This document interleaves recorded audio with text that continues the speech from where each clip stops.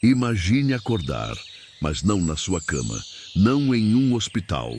Você abre os olhos e a primeira coisa que vê é a copa de árvores gigantescas, filtrando a luz do sol 30 metros acima da sua cabeça. Você está molhada, coberta de lama e sente uma dor aguda na clavícula. O silêncio é o que mais assusta. Não há sirenes, não há vozes de resgate, apenas a respiração viva e indiferente da floresta. Você tem 17 anos e estava a 3.000 metros de altura, sentada na poltrona 19F de um avião. E agora você está sozinha no chão da floresta amazônica. Esta não é uma história de ficção. É o relato de um dos eventos de sobrevivência mais extraordinários e improváveis do século XX.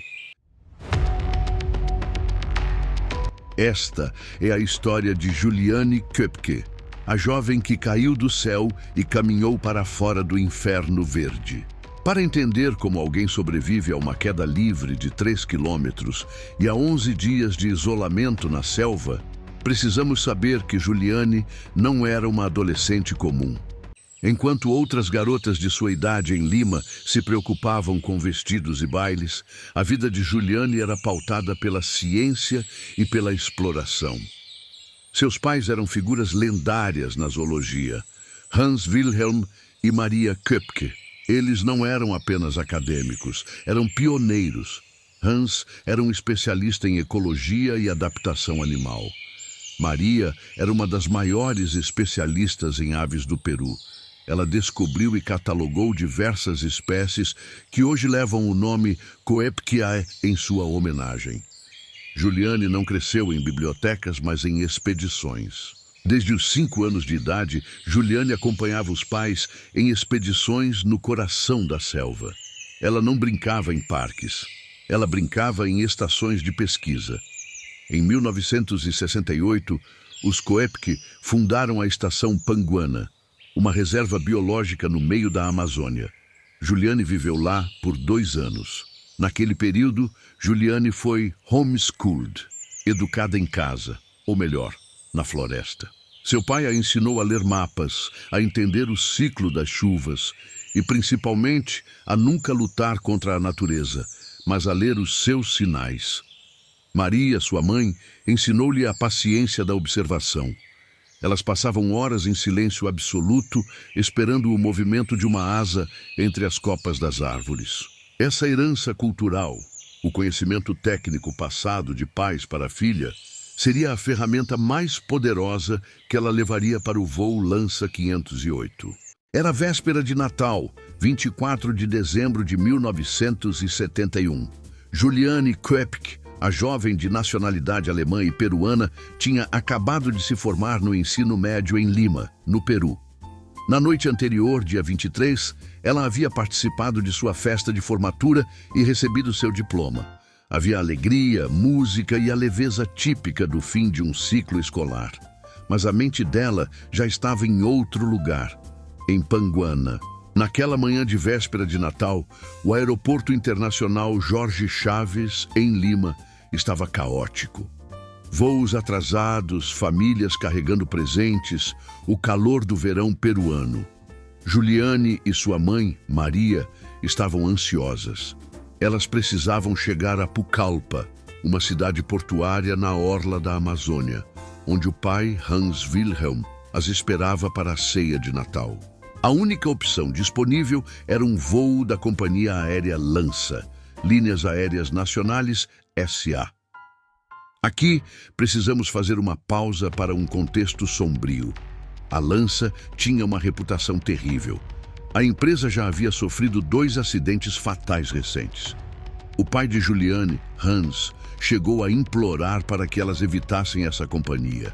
Mas na ânsia de não perder o Natal em família, Maria Köpke conseguiu as passagens no voo 508. O avião era um turbohélice Electra. Às 11h da manhã, Juliane e Maria embarcaram. O clima a bordo era festivo. Havia bolos de Natal nas bagagens de mão, presentes embrulhados.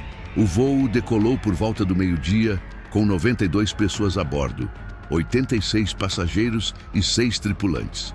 Os primeiros 30 minutos foram tranquilos.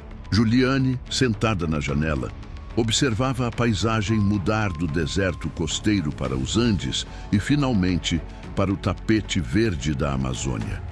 Foi servido um lanche. Tudo parecia normal. Mas ao se aproximarem dos Andes orientais, o céu escureceu. O piloto, sob pressão para cumprir o cronograma de Natal, tomou a decisão de atravessar uma frente de tempestade em vez de contorná-la. Em seu livro de memórias, When I Fell from the Sky, Juliane descreve o momento em que a luz do dia desapareceu, substituída pela escuridão de nuvens cumulonimbus maciças. A turbulência começou violentamente. O avião sacudia como um brinquedo. Bagagens de mão caíram dos compartimentos superiores. Presentes, roupas e flores voavam pela cabine. Juliane lembra de segurar a mão da mãe. Maria, uma ornitóloga experiente que conhecia os perigos de voar sobre a selva, disse calmamente, mas com tensão na voz: "Espero que tudo dê certo." De repente, um clarão cegante.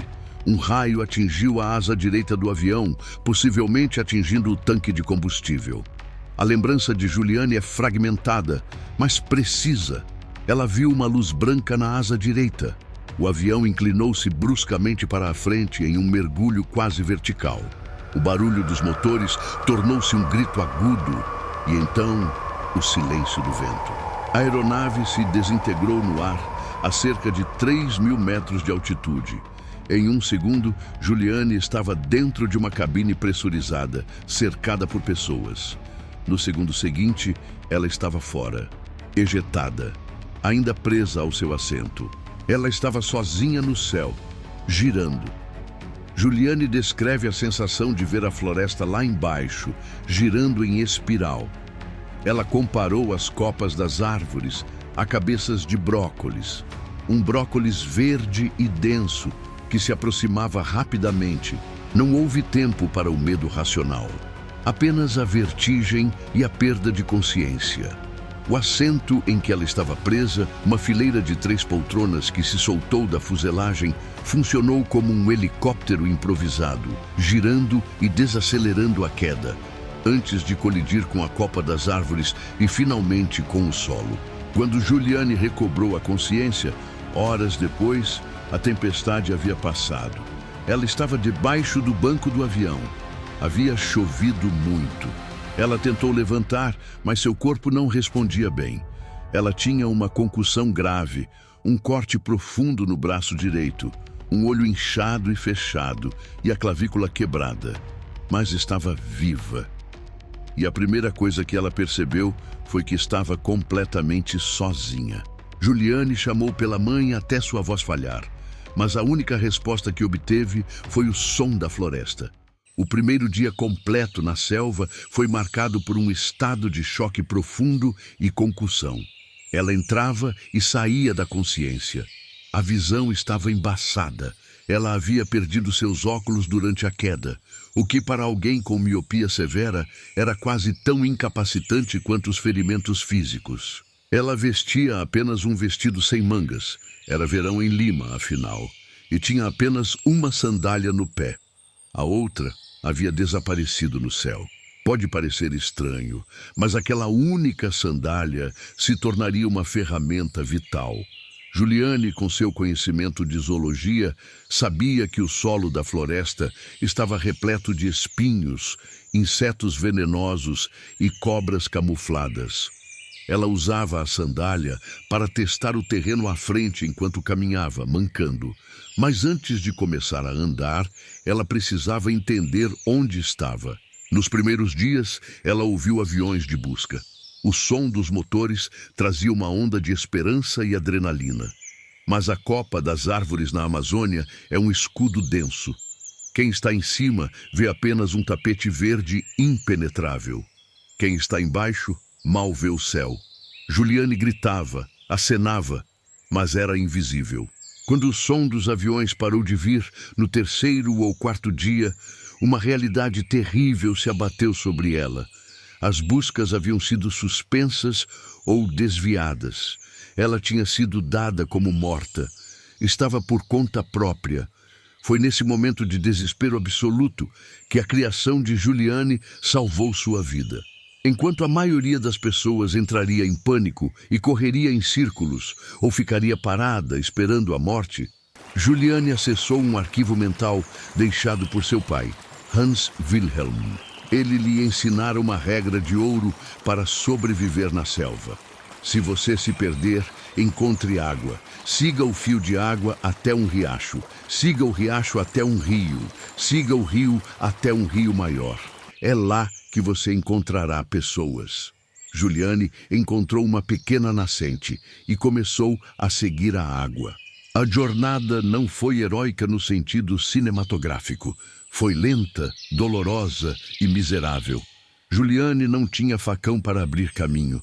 Ela caminhava pelo leito do riacho porque era o único espaço aberto, mas isso trazia novos perigos. Na água, arraias de rio e piranhas eram uma ameaça constante. Jacarés descansavam nas margens.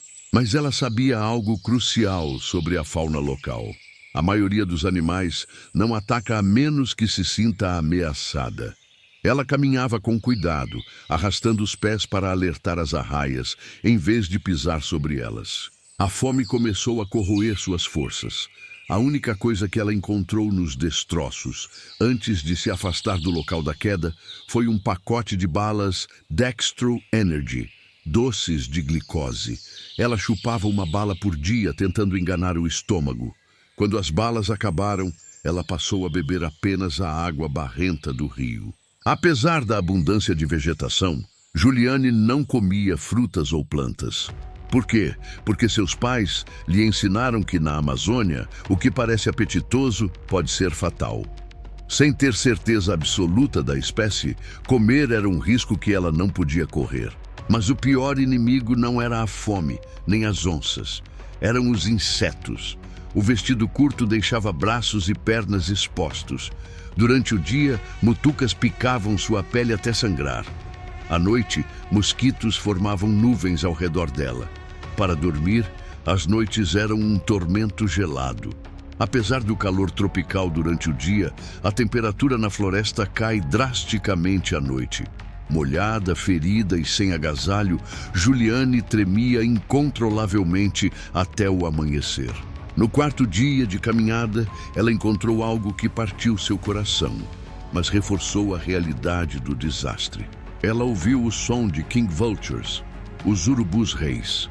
Ao seguir o barulho, ela encontrou uma fileira de assentos do avião que havia caído na copa de uma árvore enorme e despencado até o chão. A cena era dantesca. As figuras ainda estavam presas aos cintos de segurança, enterradas de cabeça no solo, com as pernas para o ar. Juliane, demonstrando uma coragem estoica, aproximou-se para ver se era sua mãe. Não era. Eram 3 passageiros desconhecidos. Ela percebeu que aquelas pessoas haviam morrido no impacto. O fato de ela ter sobrevivido continuava sendo um mistério biológico e físico.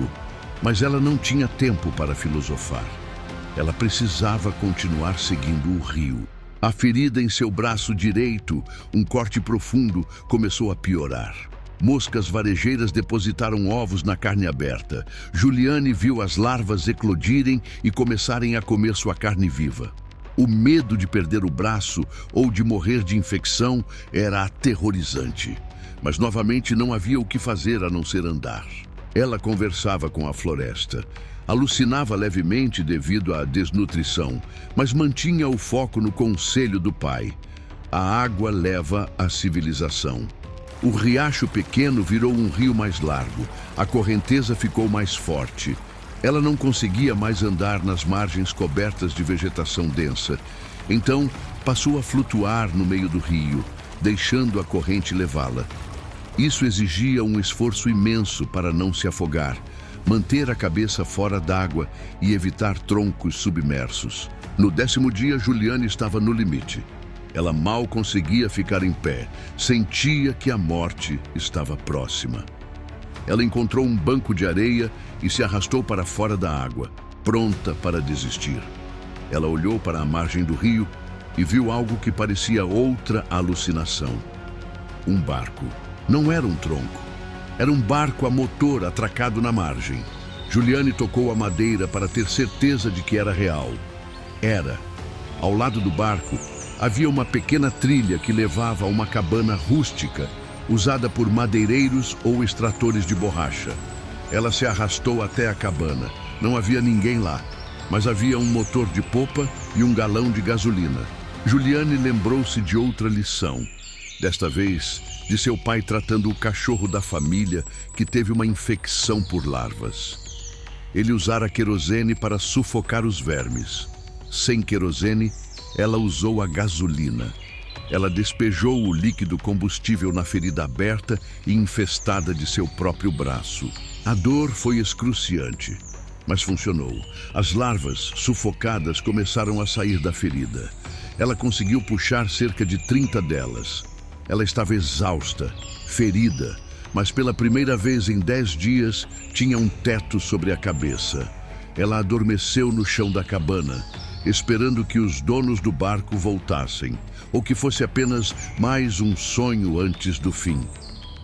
No dia seguinte, o 11º dia, ela ouviu vozes. Vozes humanas. Era o dia 4 de janeiro de 1972. O 11º dia desde a queda. As vozes que Juliane ouviu pertenciam a 3 homens, Márcio Ribera e 2 colegas, madeireiros locais que usavam aquela cabana como base temporária. Ao entrarem no abrigo, depararam-se com uma cena que desafiava a lógica. Juliane não parecia humana. Seus olhos estavam tão vermelhos devido ao rompimento dos vasos sanguíneos durante a descompressão explosiva que a parte branca havia desaparecido. Ela estava coberta de lama, ferida, esquelética e infestada de larvas. Para os homens, imersos nas lendas da Amazônia, aquela figura pálida e loira surgindo do nada não parecia uma sobrevivente de acidente aéreo. Parecia uma Iacuruna, um espírito da água, uma entidade mítica que, segundo o folclore local, atrai pessoas para o fundo dos rios.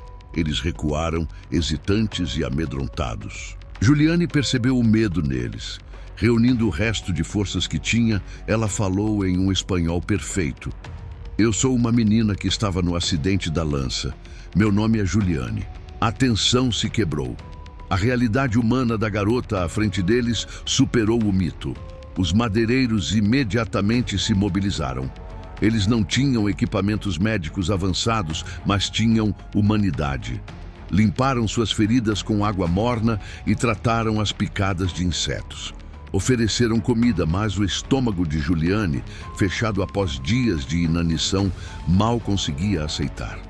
Naquela noite, eles não puderam partir. A chuva tropical voltou com força total. Juliane dormiu na cabana, mas desta vez protegida. Os homens cuidaram dela durante a noite, garantindo que ela sobrevivesse até o amanhecer. Na manhã seguinte, começaram a longa jornada de volta. Levaram Juliane até o barco, uma canoa motorizada, e navegaram rio abaixo por cerca de 7 horas até um povoado chamado Turnavista. Para Juliane, a viagem foi uma tortura final. O sol batia impiedoso sobre sua pele queimada e ferida, e o barulho do motor era ensurdecedor. Mas a cada curva do rio, ela se afastava da morte e se aproximava do mundo dos vivos. Em Turnavista, a chegada da menina do avião causou comoção. Ela recebeu os primeiros atendimentos médicos básicos. Um piloto missionário americano que atuava na região soube do resgate e imediatamente ofereceu seu pequeno avião para transportá-la até Pucallpa, onde o hospital principal e seu pai estavam localizados. O voo de resgate foi curto, cerca de 15 minutos, mas foi o voo que a devolveu à vida. Em Pucallpa, o caos já estava instalado. A notícia de que havia uma sobrevivente do voo Lança 508 se espalhou como fogo em palha seca. Jornalistas, policiais e curiosos cercavam o hospital. Mas no quarto onde Juliane foi internada, houve um momento de silêncio absoluto. Hans Wilhelm Köpke entrou no quarto. O pai de Juliane passara os últimos 11 dias em um estado de agonia que poucos podem compreender. Ele havia ajudado nas buscas aéreas, voando sobre a selva infindável, perdendo a esperança a cada dia que passava sem sinais dos destroços. Ele já estava mentalmente preparando o funeral da esposa e da filha única. Quando ele viu Juliane na cama do hospital, viva, o choque foi visceral. Juliane relata em seu livro que o pai não conseguiu falar. Ele apenas olhou para ela. A primeira coisa que ele disse, com a voz embargada, foi: "Eu não sabia se você ainda estaria viva." O reencontro foi marcado por um amor profundo, mas também por uma sombra imediata e pesada. A primeira pergunta de Hans, não dita, mas presente nos olhos dele, era sobre Maria. Juliane teve que dar a notícia. Ela contou que a mãe estava ao lado dela no avião, que a mãe também deve ter caído na selva, mas que ela não a tinha visto depois da queda. Ela disse ao pai: "Mamãe não está comigo." Juliane havia sobrevivido, mas Maria Köpke ainda estava desaparecida na imensidão verde. Os dias seguintes foram um borrão de procedimentos médicos e interrogatórios. Os médicos ficaram atônitos com a resistência física de Juliane.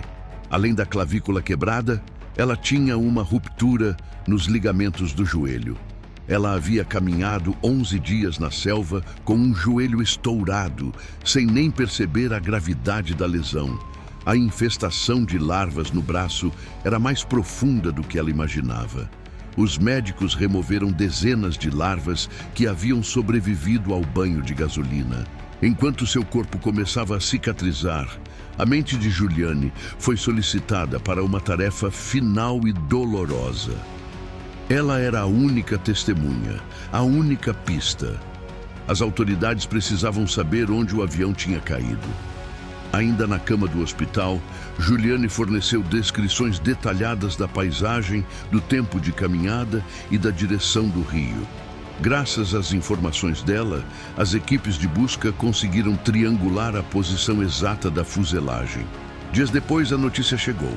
Os destroços do Lança 508 foram encontrados, e com eles, a confirmação que Hans e Juliane mais temiam. Não havia outros sobreviventes. Mas a descoberta trouxe um detalhe que assombraria Juliane por anos. As equipes de resgate encontraram o corpo de Maria Köpke no dia 12 de janeiro de 1972. Diferente dos outros passageiros, ela não morrera imediatamente na queda. Exames indicaram que Maria sobreviveu ao impacto, embora gravemente ferida, e permaneceu viva por vários dias, incapaz de se mover. Juliane estava a poucos quilômetros da mãe, caminhando para a salvação, enquanto Maria sucumbia aos ferimentos sozinha. Essa revelação de que ambas sobreviveram à queda, mas apenas uma saiu da floresta, adicionou uma camada de culpa de sobrevivente que Juliane carregaria silenciosamente por décadas. Do lado de fora do hospital, o mundo queria um pedaço da menina milagre. A história era perfeita demais para a imprensa sensacionalista.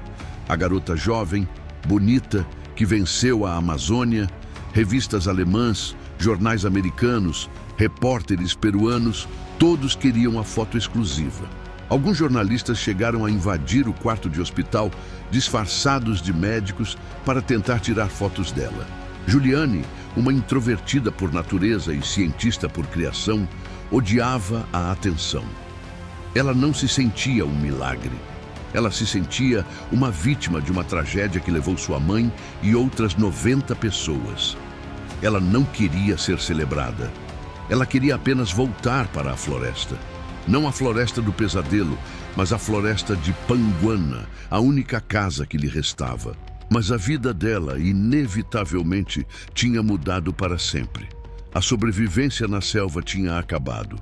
A sobrevivência no mundo dos homens, com suas perguntas invasivas e sua curiosidade mórbida, estava apenas começando. Após o resgate, o mundo esperava que Juliane Köpke se tornasse uma celebridade, ou talvez uma oradora motivacional. Mas Juliane escolheu o caminho do silêncio e da ciência.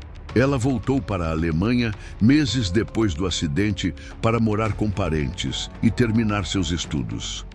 O trauma, no entanto, não ficou para trás no Peru. Por anos, Juliane sofria de pesadelos recorrentes. O som de qualquer motor de avião a fazia tremer. Ela evitava olhar para o céu em dias de tempestade. Mas o que mais a incomodava não era o medo da morte, e sim a pergunta que o mundo não parava de fazer: por que você? Das 92 pessoas a bordo do voo Lança 508, ela foi a única que caminhou para fora daquela mata.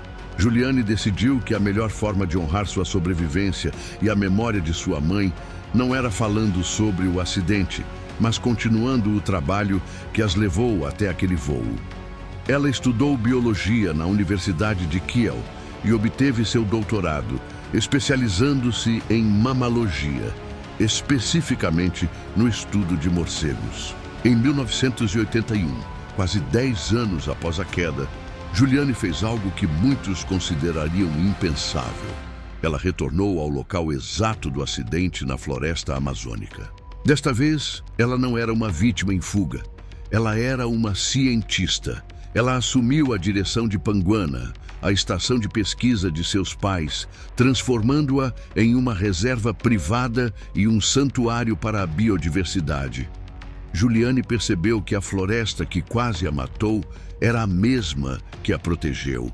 A umidade que a encharcava também evitava sua desidratação. A vegetação que a feria também amorteceu sua queda. Em 1998, ela aceitou um convite que mudaria sua relação com o passado. O cineasta Werner Herzog, que por um golpe do destino quase embarcou no mesmo voo em 1971, enquanto procurava locações para um filme, convidou-a para filmar o documentário Wings of Hope, Asas da Esperança. Ao caminhar pelos destroços ainda visíveis no solo da selva, Juliane finalmente pôde processar o luto de forma pública e digna. Ela olhou para as ferragens enferrujadas do Eletra não como um monstro, mas como um objeto mecânico que falhou diante da força da natureza. Hoje, a doutora Juliane Diller, seu nome de casada, é uma das vozes mais respeitadas na conservação da Amazônia. Ela não vê sua sobrevivência como um ato de heroísmo pessoal. Em suas entrevistas e em seu livro When I Fell from the Sky, ela é enfática. Ela sobreviveu porque tinha o conhecimento técnico necessário, porque manteve a disciplina racional e porque, estatisticamente, o destino foi benevolente com ela. Ela costuma dizer que a floresta não é nem boa nem má. Ela apenas é. Sua história permanece como um estudo de caso sobre a resiliência humana. Não a resiliência do grito e da força bruta, mas a resiliência da paciência, do método e da herança cultural. Juliane não venceu a selva, ela se integrou a ela até que pudesse sair. Ao encerrarmos este relato, é preciso nomear o que a tragédia tentou apagar. O voo Lança 508 não foi apenas um evento estatístico, foi a perda de 91 vidas.